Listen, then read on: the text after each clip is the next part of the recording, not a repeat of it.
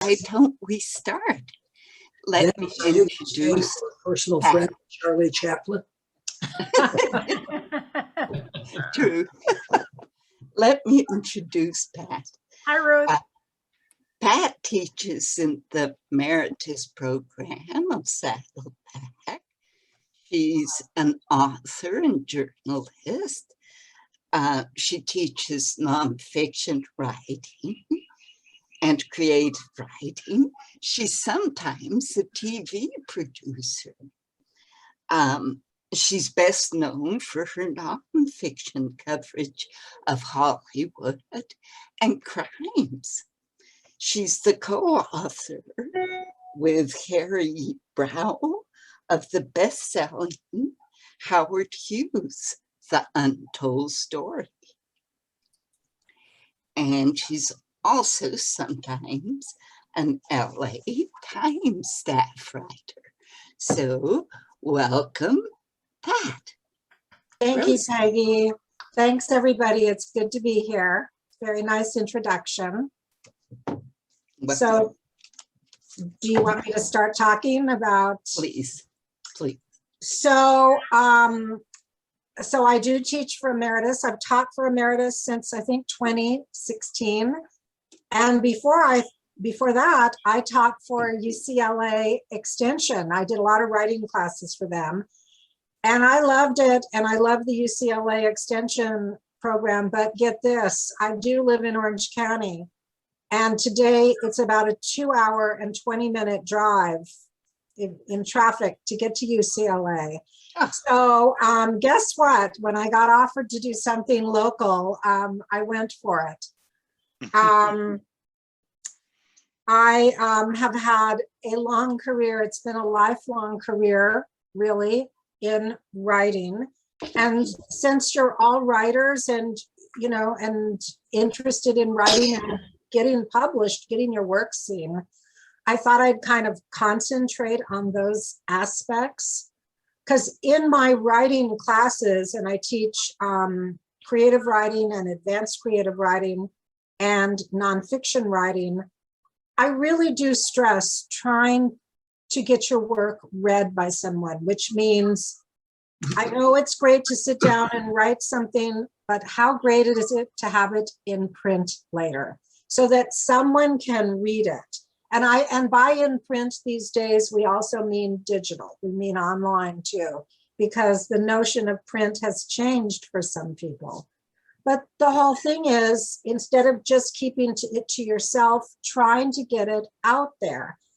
And self-publishing is amazing. It's an amazing format that has, I can't believe the way it's evolved over the years. But of course, there's also traditional publishing, and I am traditionally published, meaning my books came out through publishers, and I'm affiliated with another publisher right now.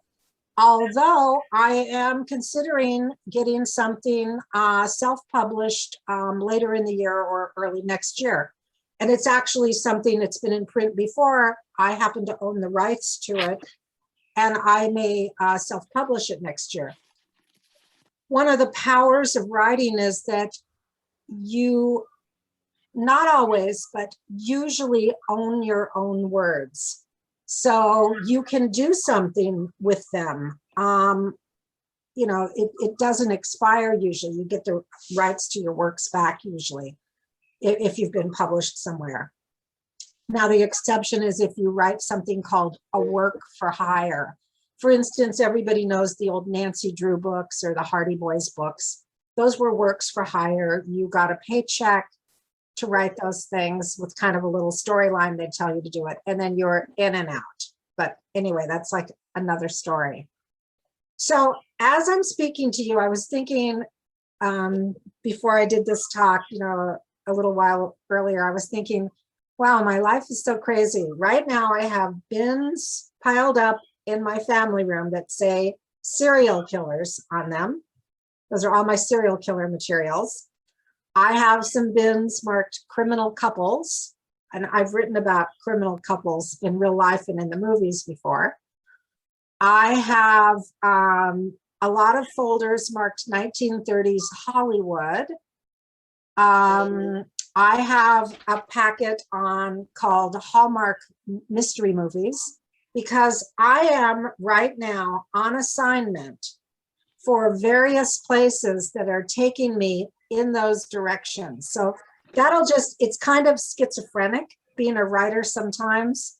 I am working on these various projects, and I'm also back in TV. I go in and out of television, as especially many writers who've worked in Hollywood tend to do that. I work in documentary TV, and right now I'm involved in a documentary. It involves carousels, merry-go-rounds, and somewhat their history. And it's something that might show up later on, maybe on the History Channel or something. So, and Howard Hughes is always in my life. He's popped back into my life. There's a documentary looming, and I think I might be one of the producers. I'm not sure. There's still a lot of groundwork being laid on it. But as Peggy mentioned, I did write a biography of Howard Hughes, which remains in print. It was some years ago that I wrote it, but I think it's maybe the best book on him that gets into his personal life. It's very much about Howard as a person. I wrote it with Peter Harry Brown, who's a great friend of mine, a dear friend. We remain very close. And we also wrote a big biography of Elvis Presley. That went out of print, meaning it just ran its course, but I have the rights to it, so I will probably get the Elvis book back in print. It was also deeply personal about Elvis. And so how do you get to those points? Well, I'm going to go back, if you don't mind. Just, how do you get a start? Well, I came up in the days when there were a lot of community newspapers. Every community had a small paper. There were tons of them throughout Southern California. Name a little town and they had a paper. And when I got out of college, I had this degree in radio, TV, film with a minor in journalism. People thought that was such a weird degree at the time, but I had grown up a huge movie buff. And I also was intrigued, not just with movies, but kind of the behind the scenes stories of movies. And I used to talk my dad into getting me fan magazines, when he'd go to the store. And I had stacks of photo plays and Movie Life and things like that. My mother thought they were going to destroy my brain or something. But I loved reading, because sometimes, in addition to charting their romantic life, these magazines would tell you how long it took to make a movie, or how they went to Tahiti to make a film, and there was this big crew. And I was sort of very intrigued with that kind of stuff. And then in high school, I had a friend, he was kind of a boyfriend, who told me he was going to go to film school. He was a little older than me. And I was like, film school? I really didn't know there was kind of such a thing at the time. It wasn't a big deal at the time, film school. He's like, yeah, I'm going to go and I'm going to get into TV down the road. And I was like, wow, you can do that? So suddenly, instead of wanting to just take journalism, which I thought I would take because I was a lifelong reader and knew I wanted to write, I thought, hey, man, why don't I get a degree in something that I really want to write about down the road so that I'll know more about it. So I got a degree in radio, TV, and film from Cal State Fullerton, which was one of the first local colleges, if you will, to offer that degree. I actually tried to get into UCLA, but as my mother told me later, you should have concentrated more. My grades weren't high enough. I was kind of a little live wire in school. She's like, you could have been there. I know. Of course, I wound up teaching there, which is funny, right? But so I went to Cal State Fullerton and did all the usual college stuff and was one of the editors of the school paper, but I covered entertainment for them because I'm like charting this little path.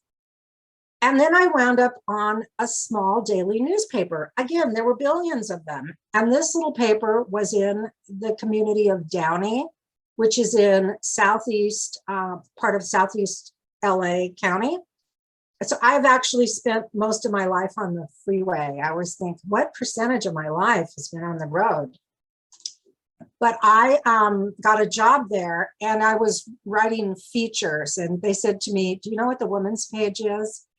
I really didn't. I had ignored that stuff, but suddenly I was writing about weddings, graduations, baby showers. I mean, it was a traditional women's page section with a lot of features. I did a lot of feature writing, but I said, do you guys have anybody in charge of the entertainment pages? Well, no.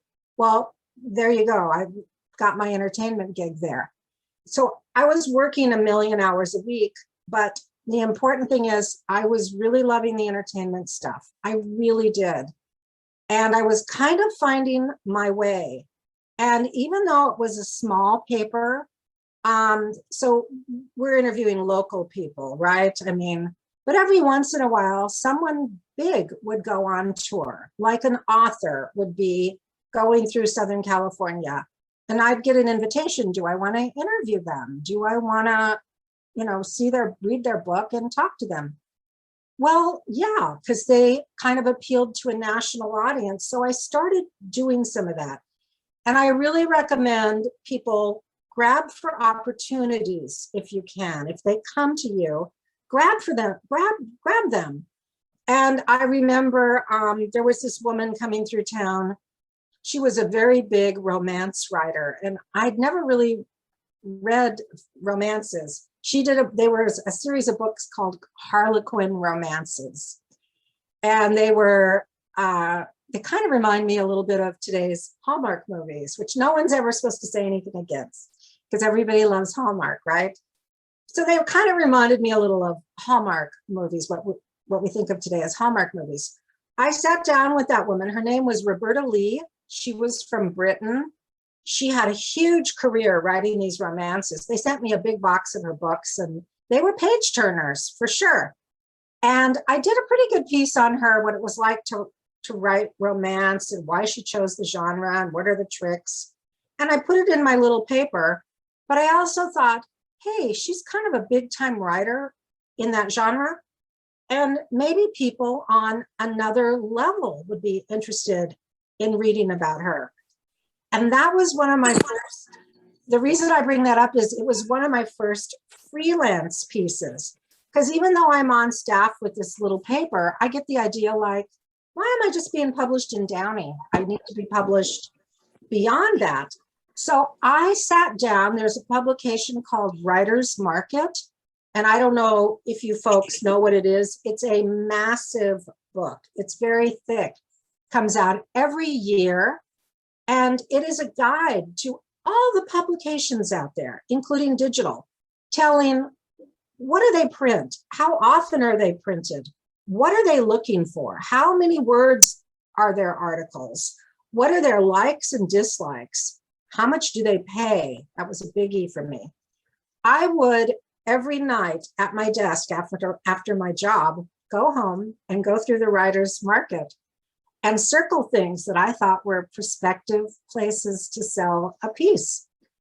And because I'd interviewed this lady, I sent out a few queries. You had to write a letter then and send it by snail mail.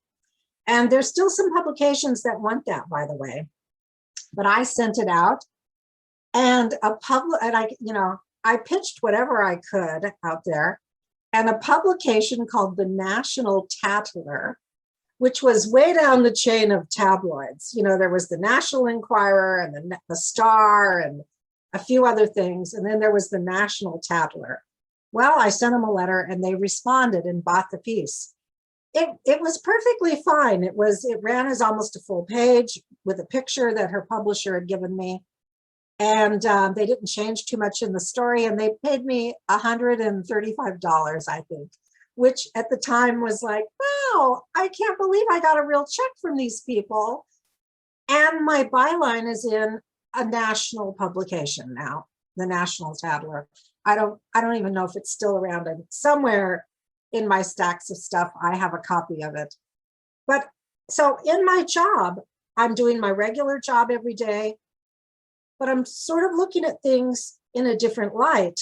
And I remember I once had the opportunity to interview Vincent Price, who's, I think you all will know who Vincent Price was, a star of horror films. Today's kids don't really know him. But I thought, Vincent Price, yeah, pretty cool. So I went to see him. He did some kind of a production at a local theater and had agreed, through his publicist to speak to me after. He was wonderful. He was charming. He was witty. He was a lot of fun during this interview. And he said something to me about his concern about today's horror films, the horror films at the time, being bad for kids because some really brutal films were coming out. And he thought that they'd taken a turn and maybe they were too much. And I did kind of a standard interview with him for my paper, but I kept thinking about those points he made about horror films being too tough for kids. And later that year, I started sending out queries to places. Hey, would you like a piece on Vincent Price? He's the horror master, but he thinks today's horror films are too tough for kids. And I realized at a certain point, I need a little more from him on it. And to my surprise, I sent a letter to his publicist and she called and said, Vincent will talk to you on the phone a little more about it. He's really concerned. And I was like, wow, he's actually going to add to the story. He was great. I love Vincent. I have a dog named Vinny after Vincent Price. But he gave me some more information on the phone. It was a quick, when you set up a phone interview with someone, they're usually pretty quick. And stars especially, and he was a big star, have time limits. Vincent will give you 15 or 20 minutes, maybe. So he gave me a little more information and I sold a piece to The Star. I'm moving my way up, right? The Star was a big tabloid of the day. And I still remember the headline, and I have it somewhere. Vincent Price sinks his fangs into horror films. They're bad for kids. And they ran a picture of him. He has some Dracula outfit on, and it was a good piece. It got his point across. It didn't misrepresent him. They were fair to me as a writer, and they were fair to Vincent. So just because it was The Star doesn't mean they tampered with it or did anything crazy. And I got another nice check. And I thought, wow, this is a great way to take things and spin them off. And so that was kind of the beginning of me being off and running and interested in turning something that I really loved into my job. And there's a lot of writers and they wind up on a paper and you'll see they start covering city council meetings. I had friends, all they did was cover city council. I thought to myself once, I'll kill myself if I have to write about plans to add sidewalks or whether satellites can move into the neighborhood and replace phone lines, or, it's like, no, anything but that. And I didn't want to do anything involving finances. Never let me near a checkbook. I can't add the numbers right.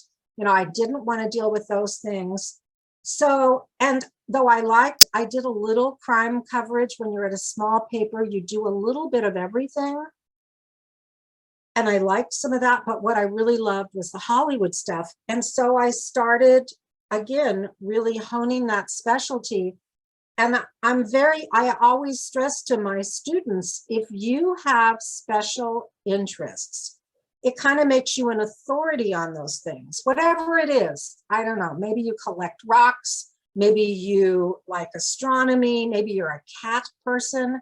Those are all special interests, and tons of people have those as their special interests too. So you can reach them through your writing. And what a lot of people don't realize, they go, well, I'm not an expert. Well, yes, you are if you've been collecting rocks all these years or doing astronomy. Yes, you're an expert to some degree, and use that information.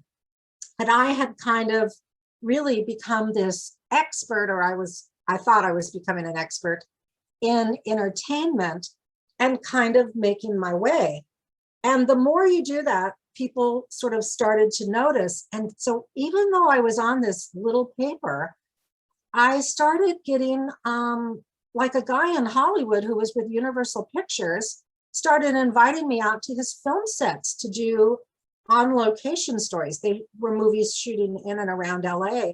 But I thought, wow, I can go out to a real movie location and write a story about it. And they were little films at the start, or kind of not high profile movies. But whenever I could, I went out to do that stuff, because even though I knew it wasn't going to be a great film, I thought, I'm kind of getting paid to practice here. I'm kind of getting paid to do this kind of stuff. And I would write about it for my small paper, but also look around for other markets.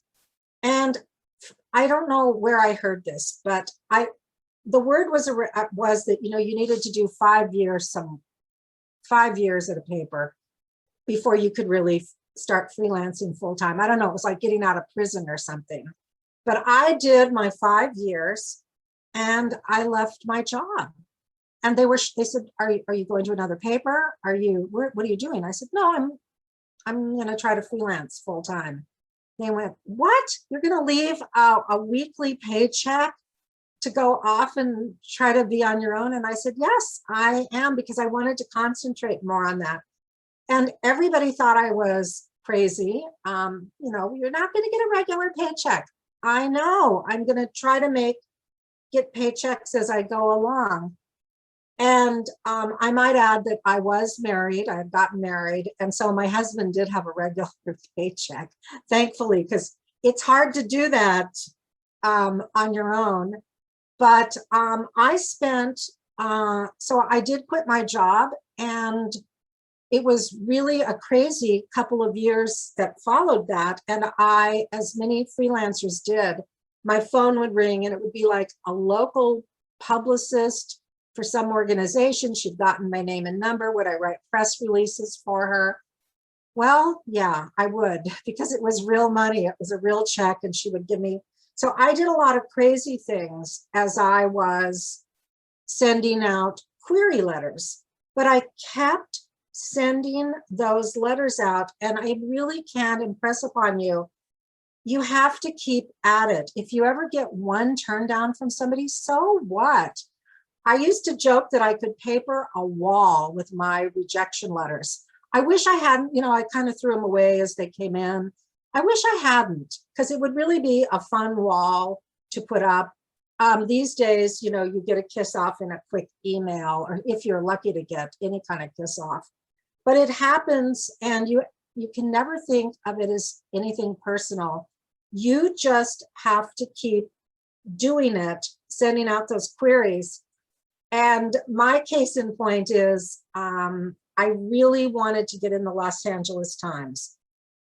At the time, I don't think anymore, because I'm jaundiced about them, but at the time, the Los Angeles Times, especially a section they had called Calendar, or Sunday Calendar, was this incredible section that they put out devoted to entertainment. It was the premier market for entertainment writing. And they had an editor there, and he was scary. His name was Irv Litovsky.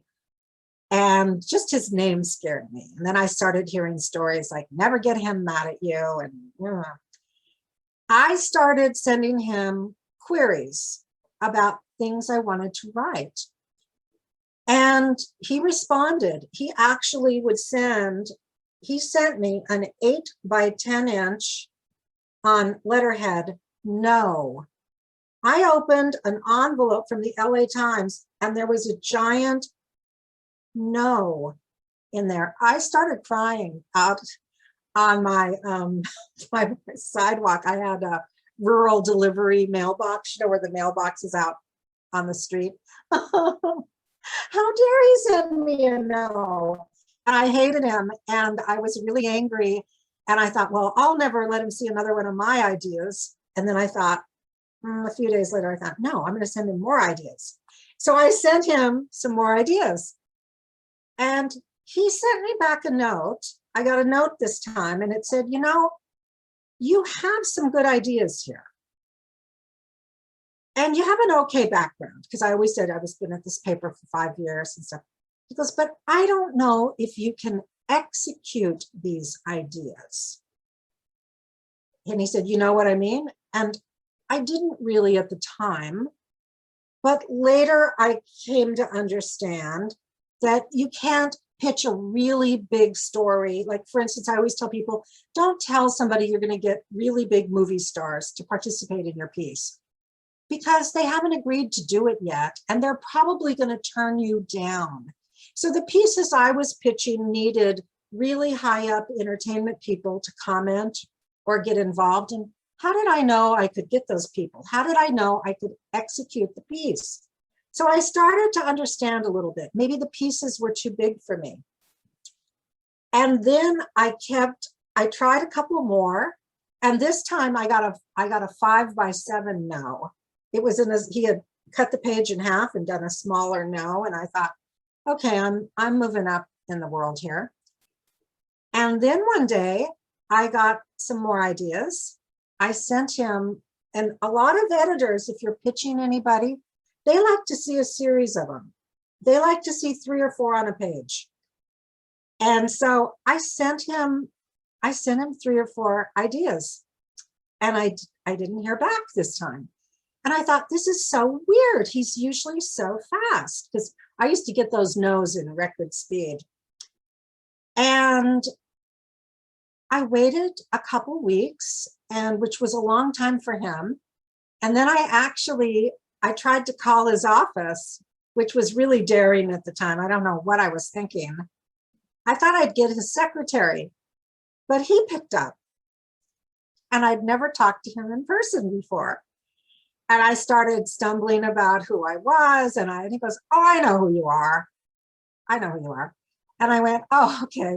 Well, I didn't hear from you my last batch of queries. So I don't know, maybe you didn't get a chance to look at them. And he goes, no, I've got it right here. He goes, I like them all. He goes, I'm probably going to go with 3 of them. And he goes, I'm just trying to decide which one to do first. And I went, oh. And then he goes, do you think you could go to Florida next week to do this one? And I was like, because I had pitched something about a guy who lived in Florida. And to my shock, they put me on a plane to go out there to interview him. And that was my beginning of an amazing relationship. I subsequently got a contract with them. Some publications sometimes they'll kind of do contracts with you. Newspapers have all kinds of weird ways to not pay people full time, you know. And I got a contract with them. And later I went on staff, which was a big deal. And Irv Latovsky became one of my dearest friends. I did dedicate one of my books to Irv. He was an amazing guy, a great editor, you know, and part of an era, a special era in entertainment. And it was funny. I was in his office once, and he was looking at a query that some guy had sent him from some part of the country, the Midwest or something. So I'm reading it, and then he took out a sheet of paper and starts to do this giant no. And I went, please stop, stop. And he went, what? I went, why don't you want that piece? And he says, well, really, we've already run something like this about 6 months ago. This guy, and I said, could you just tell him that? Can you not send an 8x10 no, which is, you know, a killer in a lot of ways. He was like, oh, did I send you one of those? I said, yes, several. I said, can you just give him a little more of a break? Anyway, he did. He wrote something that doesn't meet our needs, and we'd run something similar to this, which I'm sure this guy in the Midwest doesn't know, but he would have probably had a heart attack, you know, with the previous thing. But one of the reasons I like to tell about, you know, getting into the LA Times is it took a lot of work. It was a lot of work, but if you let something kind of beat you down, then how do you know? How do you know what you could have done? And so you can never take it personal, and you have to keep trying. And with the LA Times, during my period with them, and I was with them for a number of years, and they call it, I hate to be part of the golden age of anything. It's like, oh my God, you know, but they called that, it was an amazing era for entertainment journalism because, now remember, this is long before, you know, computers are around, but nobody's looking at the screen at each other. It's not like we can do Zoom sessions. So if you needed to interview somebody, and there were a lot of interviews in New York, they put you on a plane to New York and you covered stuff there. I went across the world on film sets. The first time I went to Israel, I went because Sylvester Stallone invited me to come and cover one of the Rambo movies. And, you know, hey, yeah, man, I want to go to Israel. I went to Canada so many times that, you know, I went to Canada, I went to Poland. I covered the first movie ever filmed at Auschwitz. That was an amazing experience. I traveled domestically around the country like crazy. I was always getting on planes. In fact, I sometimes I didn't even pay attention. I went to Canada once and forgot to bring a jacket. I was like, what? You know, of course I had to go buy one the minute I got off that plane. But it was an amazing period. I'm very lucky to have had it because today's journalists don't get a lot of those opportunities. You have to be on a really, you know, you'd have to be, maybe the LA Times once in a while sends somebody off, but they don't really have to now. They can let the writers Zoom with someone, you know? So you don't get the same kind of experiences, but it was pretty amazing. And then, you know, writing, always, the thing about being a writer, it's very elastic. You can do so much with it. Just like earlier when I'd been asked to write press releases and stuff, which I did early on. Well, people start coming to you about this or that job. And in Los Angeles, especially, you know, it's a media-centric area. Who comes at you? TV people come at you. And I used to hit up all the time about different TV jobs, and I wasn't really interested. And then there was a kind of a political change at the LA Times, and I wasn't part of that political party that won out. And they kind of demoted me. They sent me to Orange County, the Orange County edition. There was an edition there, which I thought was funny. They sent me home. And I actually really liked it there. There were great people, and I covered the theater. That's interesting to me. I covered the theater, and I did a lot of stories that were, you know, a lot of great people are in theater that come through Orange County. So I did some pieces I really liked. But then it was around that time I gave in and I went over into TV. I think I was a coordinating producer. I think that was my title, with a TV show. It was an entertainment news show for what was then being called the Fourth Network. And it was the early incarnation of Fox television. It's not what Fox TV is today. I have no problems, you know, with the folks at Fox. In fact, I think I knew Tucker Carlson way back when. I think he was at Fox for a period when I was there, before it became part of another media empire. But at that time, a guy named Barry Diller, who had been a big movie executive, had had this idea for this fourth network.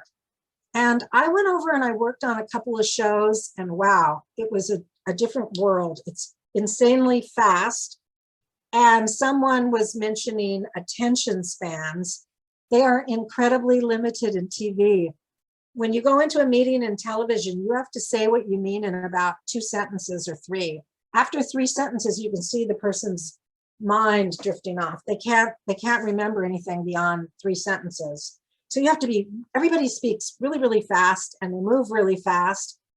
And what I will say about, you know, the jump from print to TV is you make a lot more money in TV, but it's a fast ride. it's a, and also you spend more money. You're starting to, you're in Hollywood working every day. You have to kind of get a control on things. And, but it's the kind of thing where I thought we were doing really good work on, again, it was kind of an Entertainment Tonight spin-off show we did called EDJ, Entertainment Daily Journal. I certainly learned a lot about producing them. But one day, you think everything's going well, and your executive producer gets on a desk, stands up on a desk and says, "Hey, everybody, I have news for you. We've been canceled. And let's see, it's 3 o'clock. Can you all be out by 5? And it's been great working with you." And I mean, I am not kidding you. It literally happens like that. And that's when I knew why some people who'd come onto the show, and they were TV veterans, had brought boxes with them that they just slid under their desks, because they just pulled their boxes out and filled it with stuff and took off to go to the next show. Now me, I was used to a little more job security, so I was startled. But again, this is how fast TV works. I'm kind of sad. I'm kind of like, you mean I'm not going to have to drive to Hollywood every single day at 6 a.m. because we had to get going so early. So I'm thinking, yeah, okay, I'll go back to freelancing. But before I got out of the building, the exec producer came over to my desk and said, "Hey, Pat, go away for a couple weeks, take a trip or something." He said, then he goes, 2 weeks. After 2 weeks, I want you back in here. We've got a new show. You're going to be one of the producers. And that's how things work. You're like, what? I'm off. I'm on. I had 2 weeks. My husband and I had 2 weeks. We went to Egypt during that time. Was the travel agent said, "Where do you want to go in 3 days? What is going on here?" We decided to go check out Egypt or something. And 2 weeks later, I was back on another show. And so let me just say, so it moves fast, and all the time I'm doing it, I'm doing freelance articles. And around then, I'm not working for the LA Times anymore. Well, where do you go when you want to keep climbing? Well, the New York Times, thank you. And I started pitching them. And I broke through and had a number of pieces in the New York Times, which I kind of considered a zenith at the time. I also was writing for Rolling Stone, and a new magazine had come to town called Entertainment Weekly, and I started covering things for them. So I'm kind of doing this balancing act, but as I'm doing it, I'm kind of getting a little tired of some of the entertainment stories. And I'm just telling you this so you can see how you can spin off.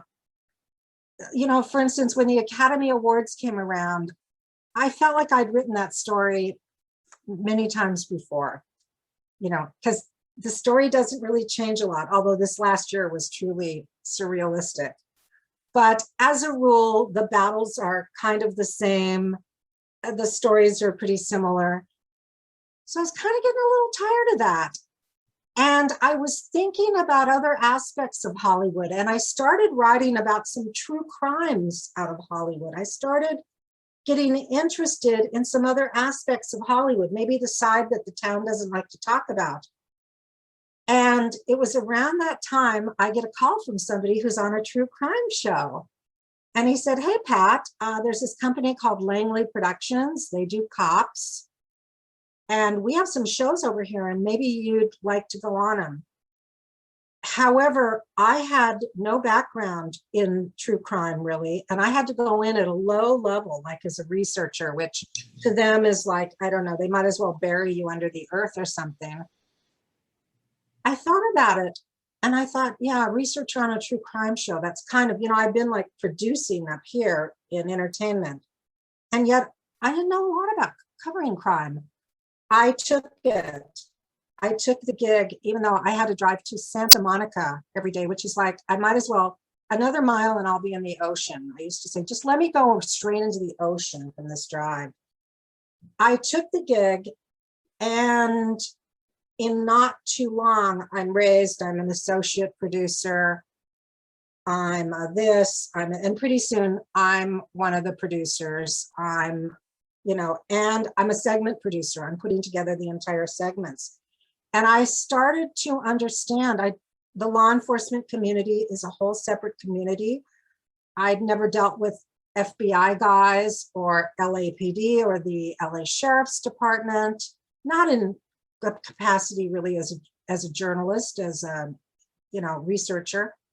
And I started understanding the system. I remember a Department of Justice guy was incredibly helpful to me.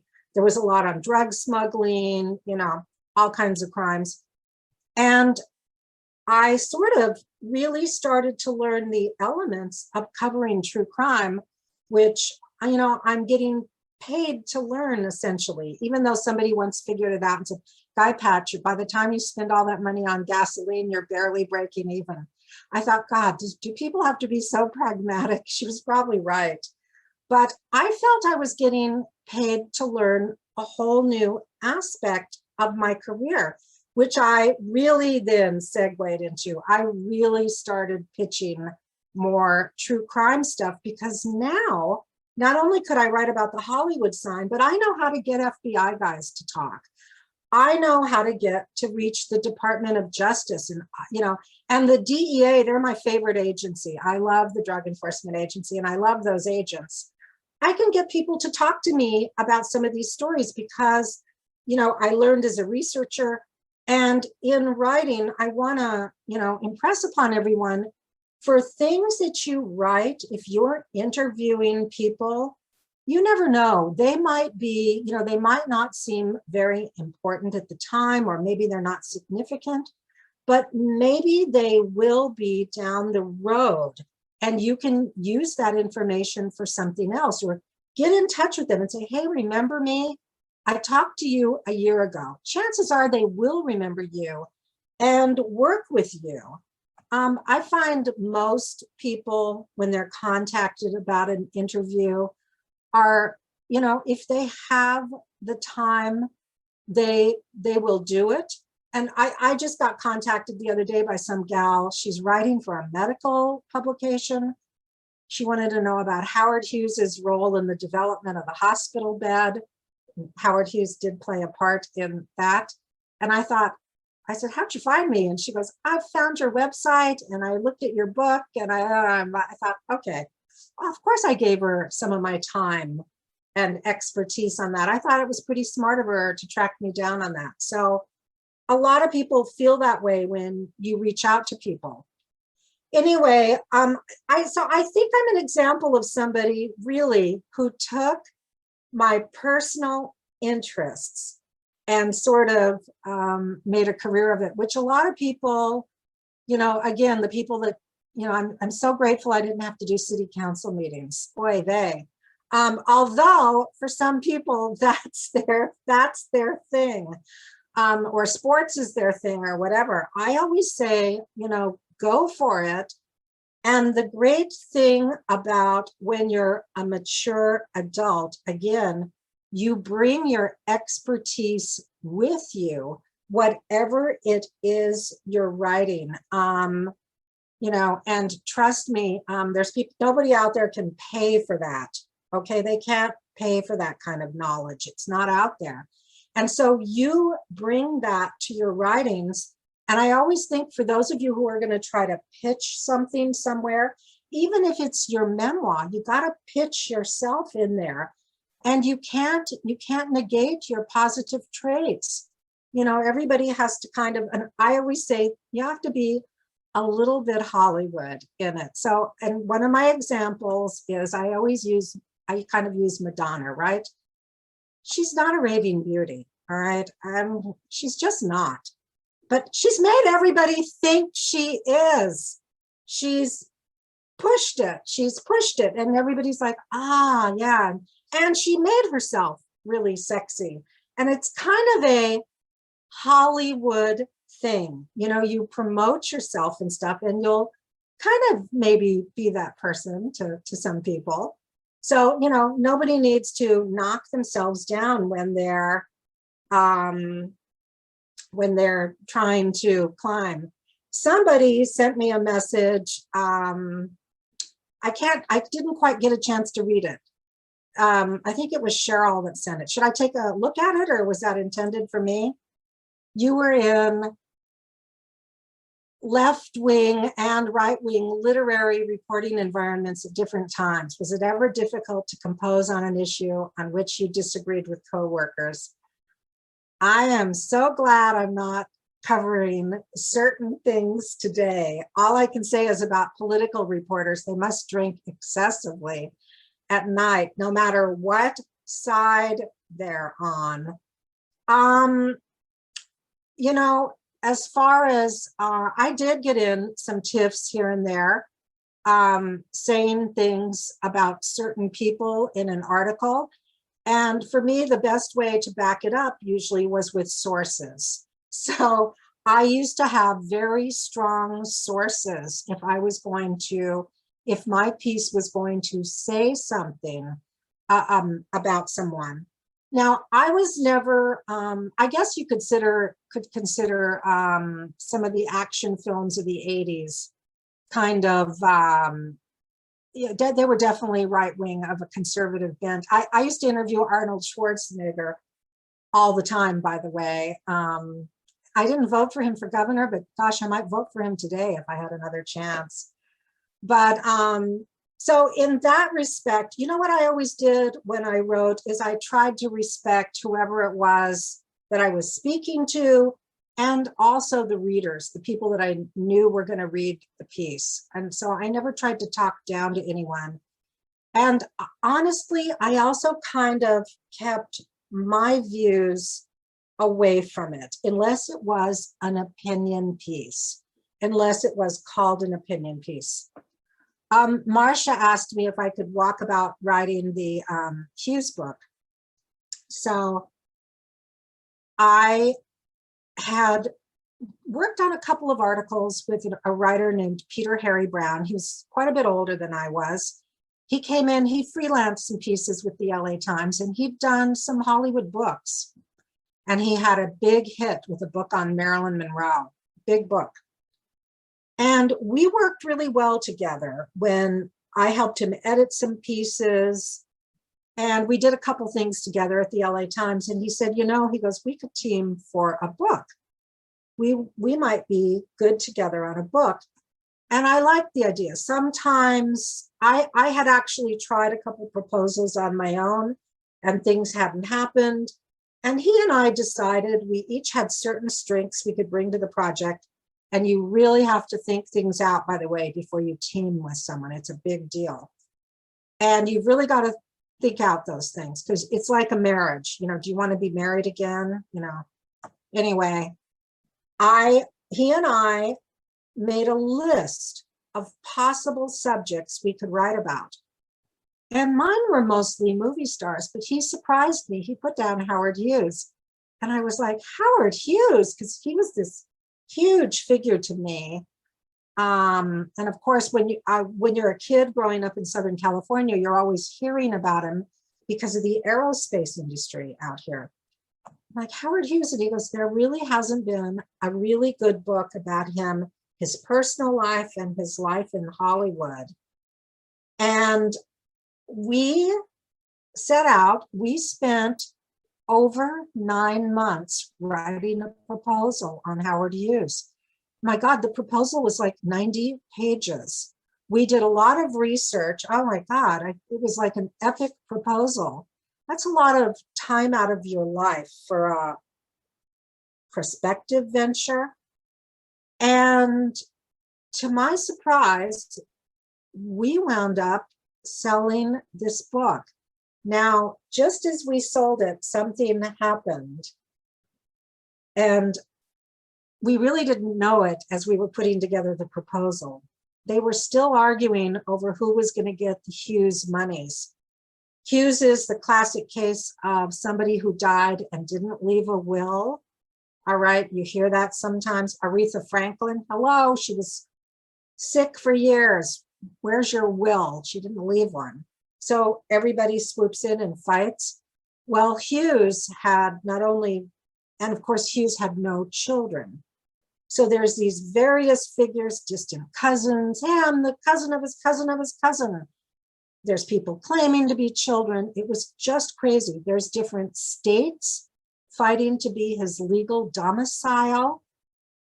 And because all of that tax money was at stake.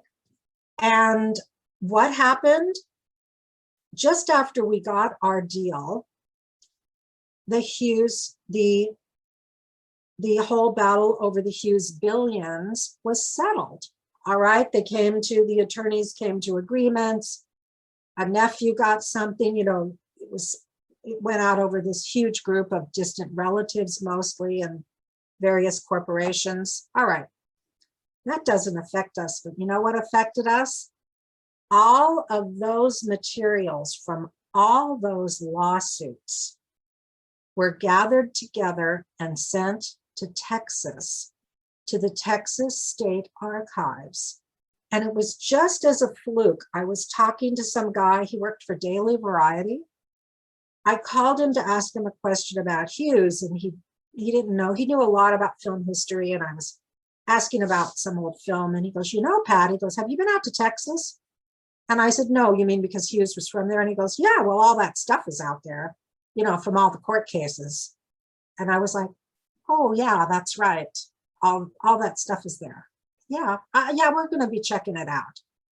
Oh my God. We spent months in Texas checking that stuff out. Now you have to understand, when you're brought in and put under oath to testify about something, you better be telling the truth. So we had stacks and stacks, mountains and mountains of depositions from people who were brought in and deposed under oath to talk about their period of time with Howard Hughes. And I mean, every guy who ever drove him, every woman who ever dated him, the ex-wives, and it's funny, all the lawyers cared about and financial people cared about were the facts and figures and kind of his mental state and things like that. Man, I wanted to know about his dates with these women and what the aides thought of him and, anything personal that came through. And those things were a treasure trove.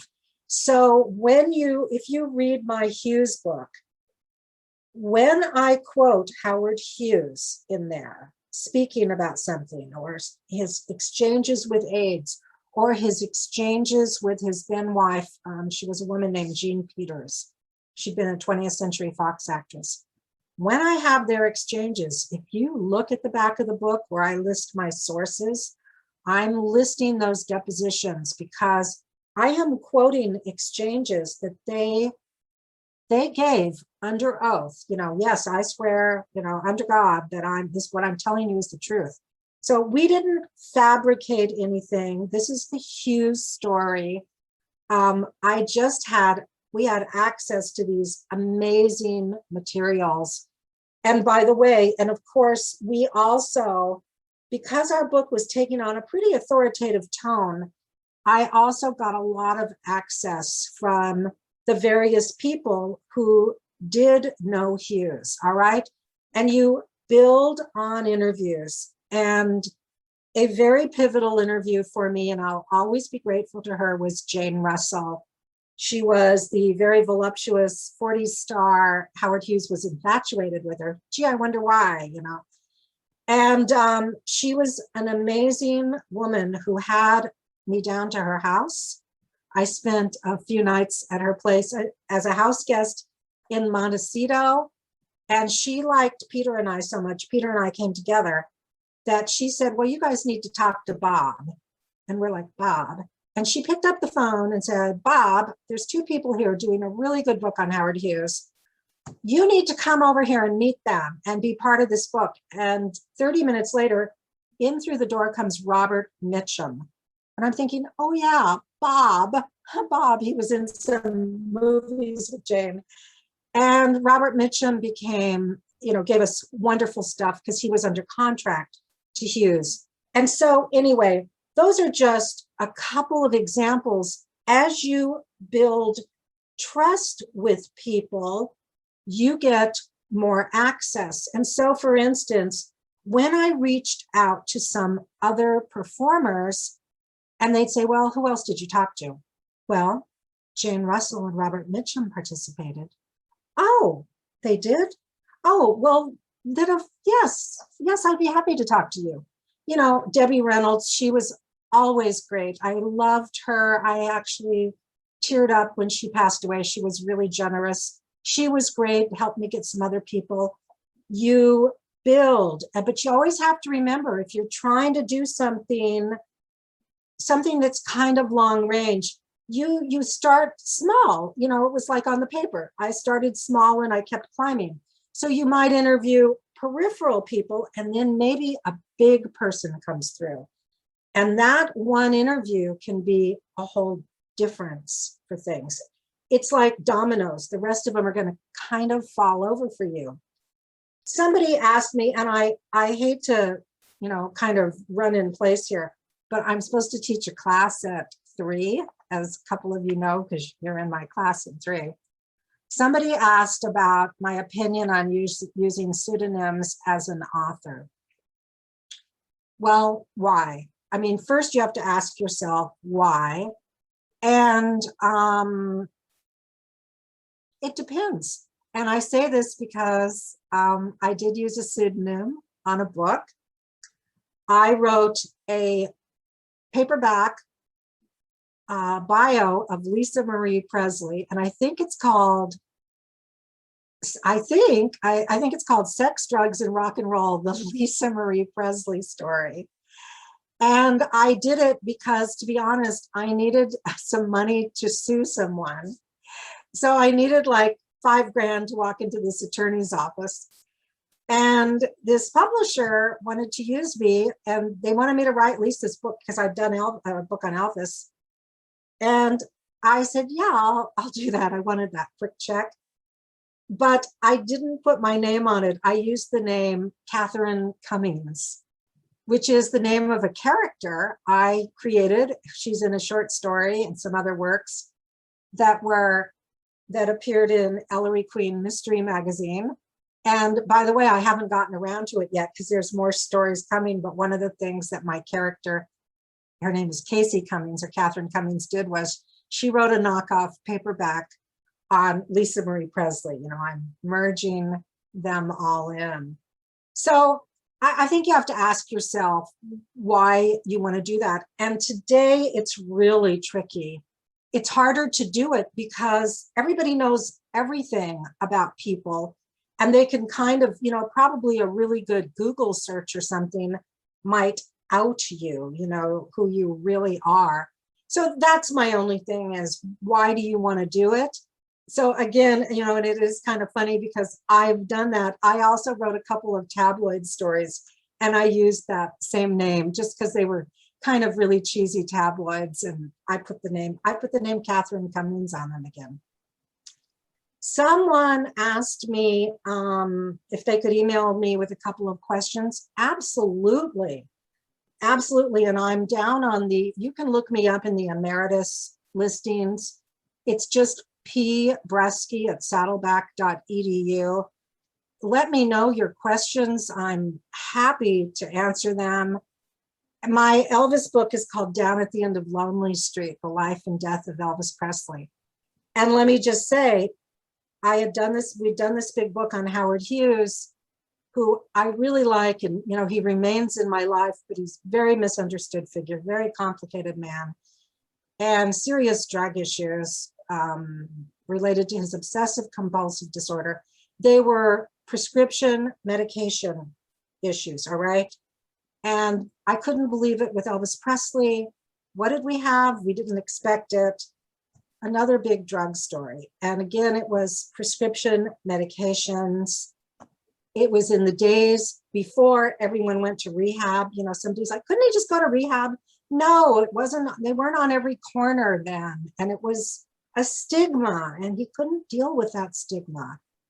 Anyway, maybe sometime down the road, if you want to talk about another topic, we can do that. But I want to thank you for the attention, for listening, and you know, I hope I didn't run in place too much, or or bore you at the same time. Anyway, any last comments or anything, Peggy? Or Thank you. That was fascinating, Pat. thank you. I think several of us will now want to buy some of your books and maybe even be your student. Oh, that would be great. I would love that. I've actually had about 6 or 7 students get books out. I mean, traditional publishers, and as recently as 2 years ago, I was in San Francisco. I was in a bookstore run by the National Park Service, and I'm looking at this book and I'm thinking, that's one of my students. She wrote a proposal for this book when she was in my class. And I sent her an email and she said, oh, Pat, I didn't even know if you'd still remember me, because it was some years ago and it took her a while to get her book out. It's like a guide to San Francisco. I was like, awesome. She just kept at it. And that's one of the secrets. Book proposals are like an art form. And maybe down the road, you want to, talk about book proposals or something. They're really tricky. And they are kind of an art form. And like I said, the one for Howard Hughes, oh my God, it was like an epic. And all that was to sell the book. And then we had to write it. So anyway, gosh, I want to thank everybody for your attentiveness and everything. And I'm sorry, I have to rush off and teach a class about the movies, by the way. What a shock. Can you imagine when Saddleback said to me, would you teach a film as literature class? I'm thinking, what? I'm getting paid to watch movies now. Awesome. How great is that? That's so. Thank you, Pat. Thank you very much. I will sign off and leave you to the rest of your business. And I want to thank you, for all the enthusiasm also. And, keep the faith. I know it's a crazy business right now, but here's the thing. They have to fill the space. They always have to fill the space. true. So it might as well be with your stuff. All right. True. Thank you. Thank you, everybody. Thank you. This was terrific. Thank you. Bye. Hey, Peggy, maybe we want to change our meeting to 1 o'clock and so that you can attend our class. Me too. Yeah, true. I will say I've been in many of her classes, writing as well as film, and she's just wonderful. I'm so glad she spoke to us today, and I just thought she did just a wonderful job. So is her writing class at 2? Oh, I've been in many of her writing classes as well as many of her film classes, and she's very, very good. She really knows Hollywood films. Okay. Absolutely. But at what time? What time? Well, right now, this summer, she's having one on Wednesday at, I think it usually starts at, maybe it starts at 1 or 2, I forget. It's Wednesday afternoon is the film class. I don't know when, I don't think she's doing a writing class this summer. That sounds interesting. We'll have to She's figure very that out. good. Yeah, she is. She is. Well, let's move right along. Nancy Brown wants to talk to us about covers. So your submissions. So here's her. Everybody, thank you so much, Peggy, and I apologize for being late, got stuck at the vet. But anyway, this is just a reminder, and as I do following every meeting, I will send out an email with just to remind you about the various points for submissions for the Village Stories 2021. So many thanks to Sunshine for putting all of this in a succinct version. So if you've got your pen and pencil handy, we have had to remind folks from time to time that some of their entries have been incorrectly submitted, and it takes time for us to redo that. It's really not our job. So many times we just send it back to you and say, please follow these guidelines. So if you're submitting a story, a poem, an essay, some piece of writing for Village Stories 2021, make sure that in the email subject line, you have your name, comma, the title, comma, the date that you submitted this piece, comma, VS 2021 for Village Stories 2021. And again, all of your submissions, I think this is, we probably have this correct now, go to Village Stories. You know what, Sunshine? Oh, Isn't it? yeah. No, I'm that's sorry. wrong. Village Stories LW LW. Yeah, sorry. at gmail.com. So that will be in your in the announcement that I send out. So not only are you putting the complete title in the subject line, but you're saving your document with that same title. And it's just important for you to do it that way, because when they come into our Gmail, I have to do certain things with them before I send them to Peggy as the first editor.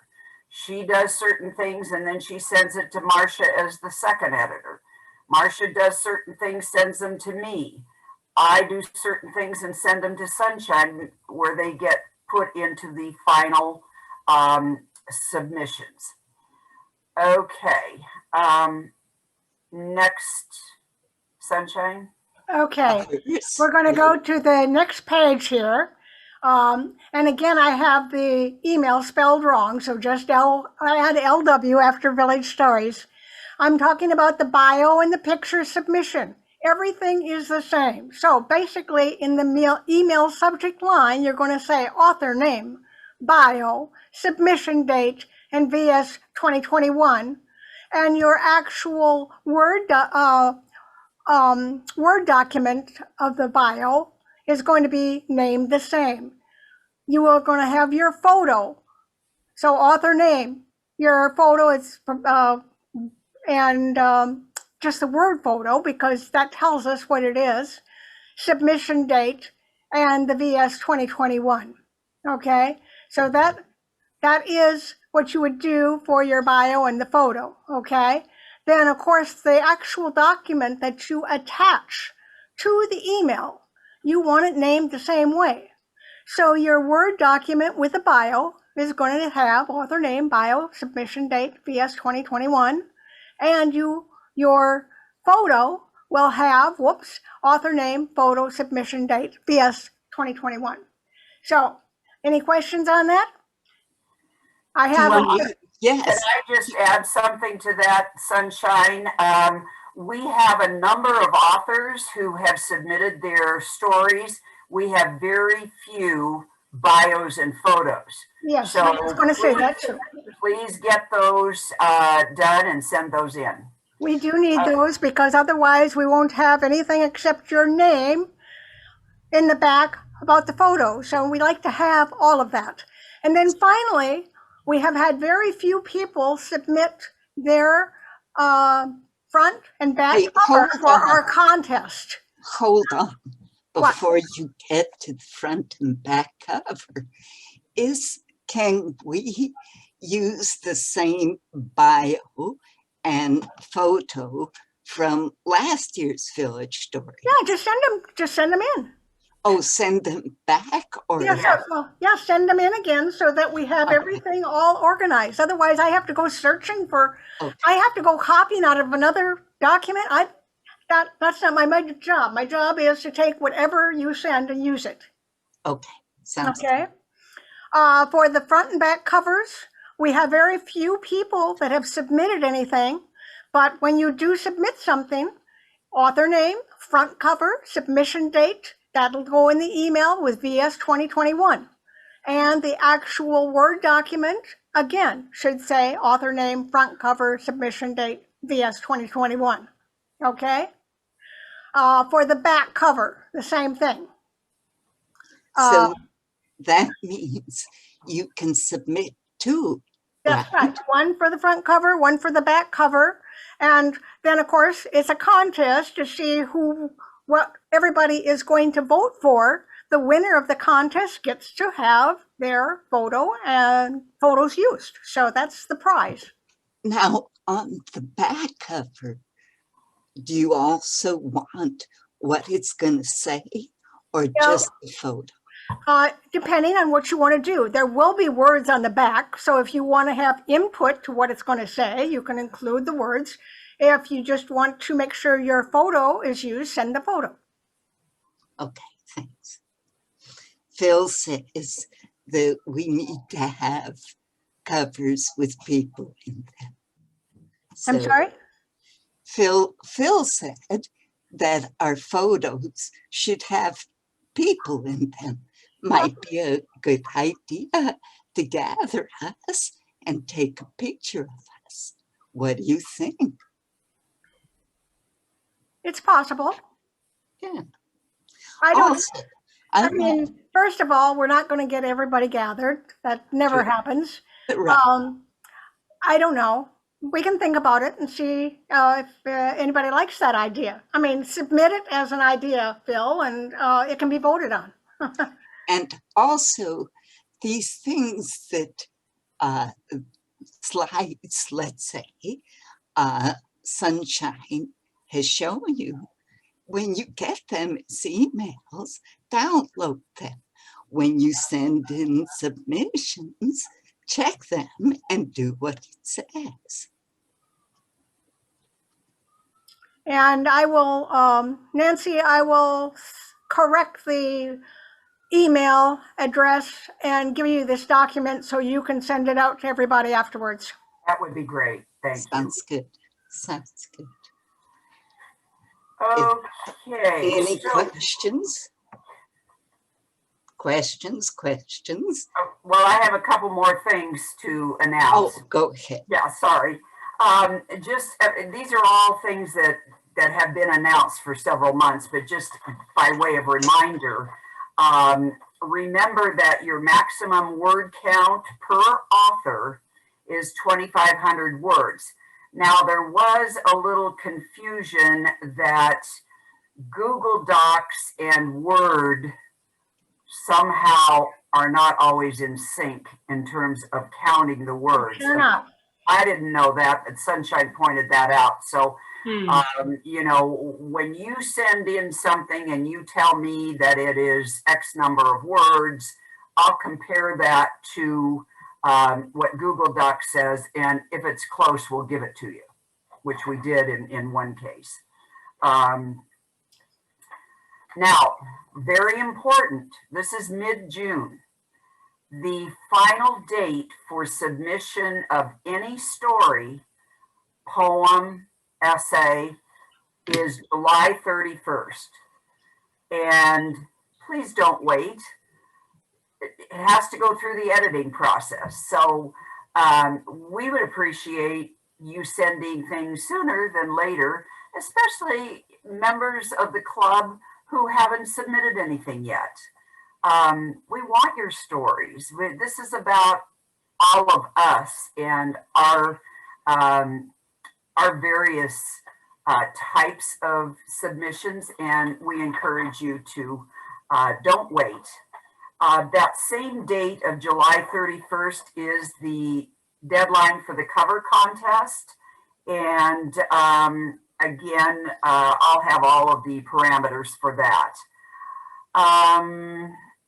And I think that really is it, because we've already talked about the bio and the photos. Are there any questions? Okay, let's go on. Thank you, Nancy. Sure. Thank you, Sunshine, Sure. as always. And so let's go on to the raffle. So, Sunshine, can you take down? You bet. All this? gone. All gone. Thank you. Thank you. So to raffle today, Phil offered his latest book, which is The Boomer Sings Again. And Doug Sainsbury offered his book Trillions. I have Phantasm by Doug. So Trillions by Doug.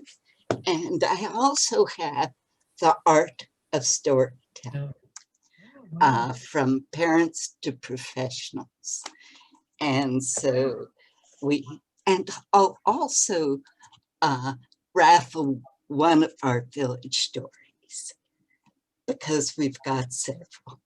And by the way, Ruth, welcome. And I need to send you your village stories. So here goes. It's going to be four winners. And the way I did this is I assigned you a number, which is your number on my list of members. So I'll take one, and it's number 33. And number 33 is Jerry. Jerry, sure.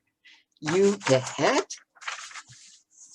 The Art of Storytelling. As if Jerry didn't know how to tell a story. He's the greatest. The next is number 27, which is Michael. Michael Pontecorvo. Michael, you get Trillions by Doug Sainsbury. You're going to love it. The next is for Phil's book, The Boomer Sings Again. And it's number 14, which is Marilyn Henson. I better write these down. I'm not going to remember. So let's see, Jerry, Michael, and Mary. And the last one, which is another village stories, you lucky person, which is number 25, which is Jack Mullen. So those are our 4 winners. And let's continue this. I mean, next month, if you want your book raffled, let me know, and I'll include it. Now, next thing I want to talk about. Professor Alan Dale sent me a link to Vela Library.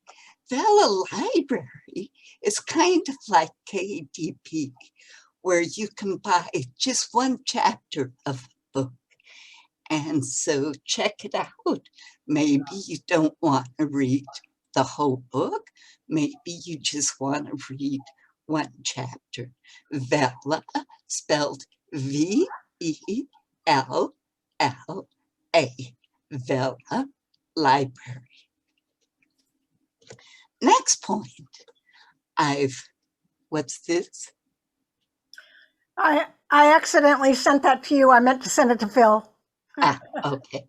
Next one is, I'm taking our set of 5 books, Village Stories 16, 17, 18, 19, and 20, to the library.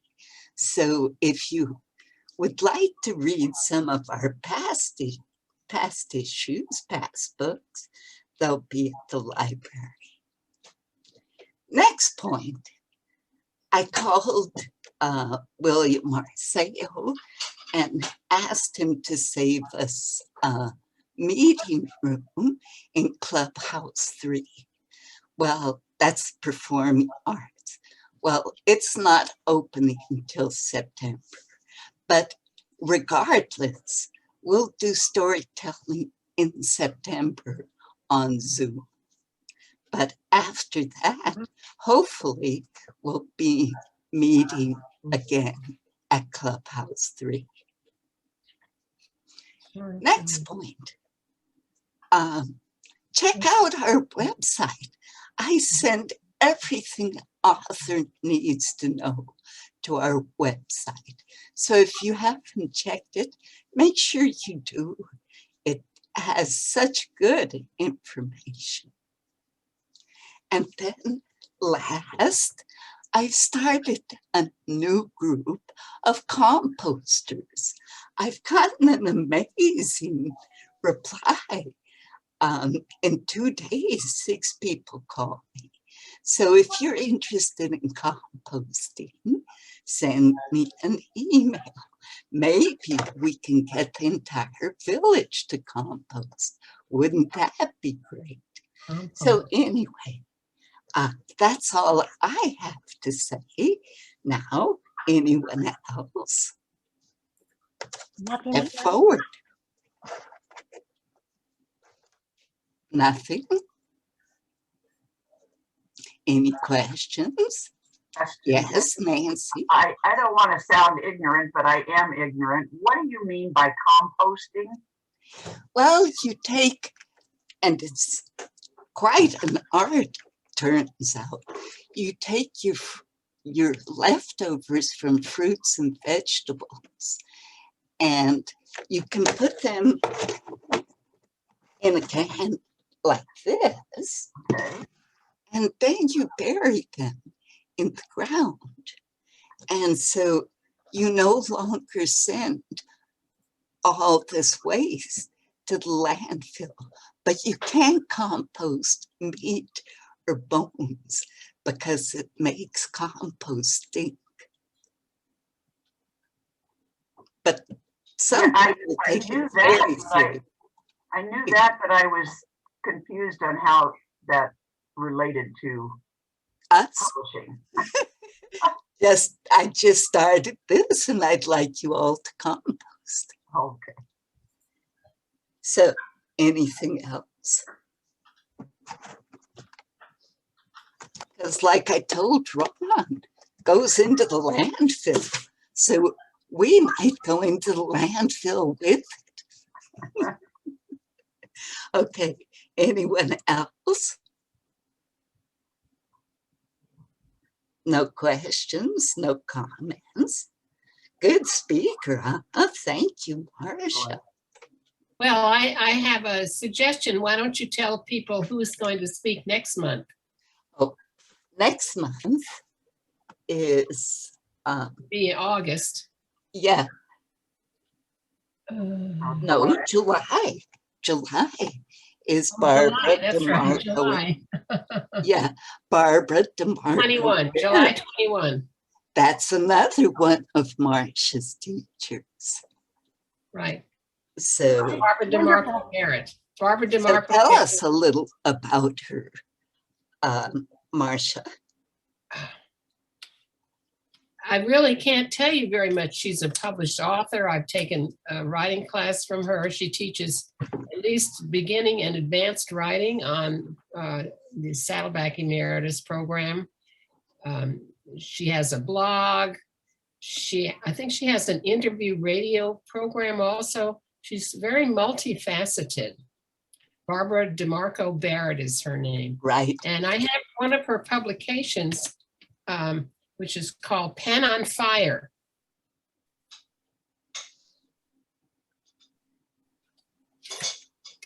This is it. Can you see this? No.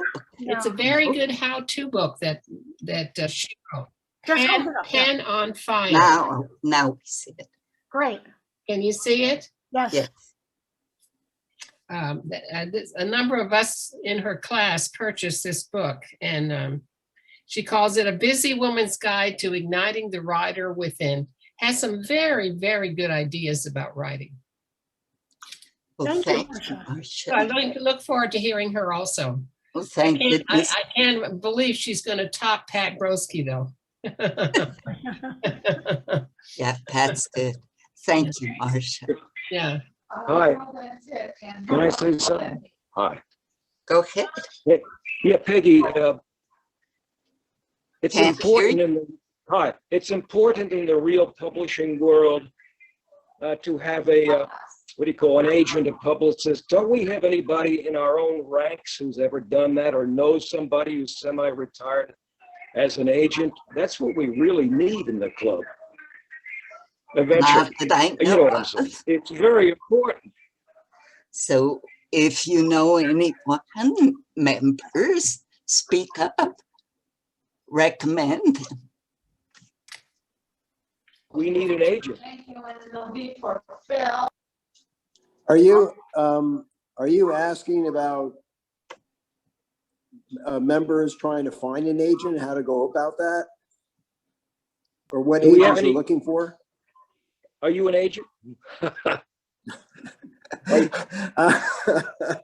You wanna be one? I was an agent in sports and entertainment at the start of my career, but no, Okay. not literary agent. But yes, I mean, 40 to- I know literary agents, but I don't think you're looking for retired. I guess my question is, are you looking for someone who might guide writers how they can get an agent? No. A real agent who can work with our material, help us shape it and get it out there. That's all. Well, find us one, Phil. That's your job.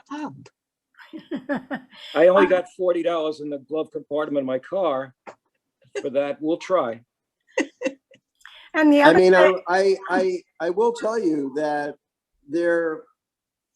I mean, you can look them up, you can Google, you can find agents. There are agents who will definitely look at unsolicited queries. And, you know, the key thing is to find out who represents the type of material that you write. Right. This is what and- may I say, I don't mean to cut you off, I'm sorry. What I really mean is let's take out a $15 ad in the Globe and ask our 18,000 neighbors, do we have any semi-retired or active book agents who would like to work with some of the members on their material, which we feel is very commercial? Do we have any retired agents out there who want to join the club? Put Good it in idea, Phil. I'll do that. Yeah. Yep. I'll put an ad with our money in the paper because we're so rich. No.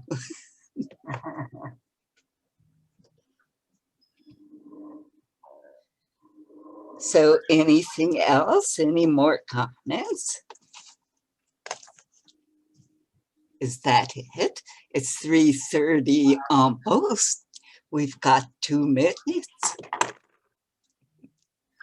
So I do have one thing. If maybe you can follow up to find out, you or Marcia can Yes. find out when that writing class is, if she's teaching one in the future, in the fall or whatever.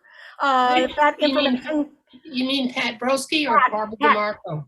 Pat, I think. She was the one we just listened to, so I'd like to try that first.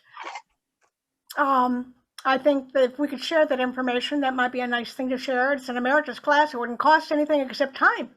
Right. Good Sure, I'm happy idea. to do that. I'm happy to look that up. Okay, thank you. thank you, Sunshine. Good idea.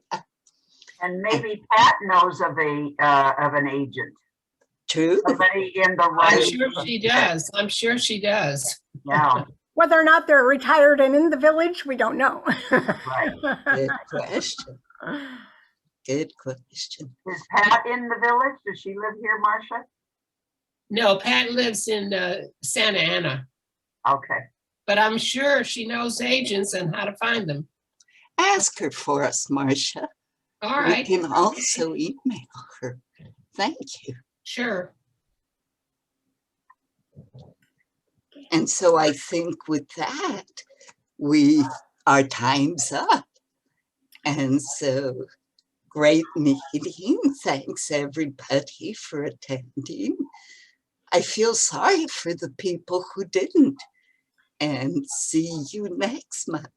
And special thank you to Marcia for finding these speakers for us. That's really cool. Yeah, And special thank you for Sunshine you're welcome. for Thank you. Zooming us. Absolutely. Thank you all. Yeah, it was great. Thanks, Nancy. Thank you very much. And thank you, Peggy, for being our wonderful host. Right. As always, my pleasure. Hostess with the mostest. Okay. Bye-bye, guys. Bye, everybody.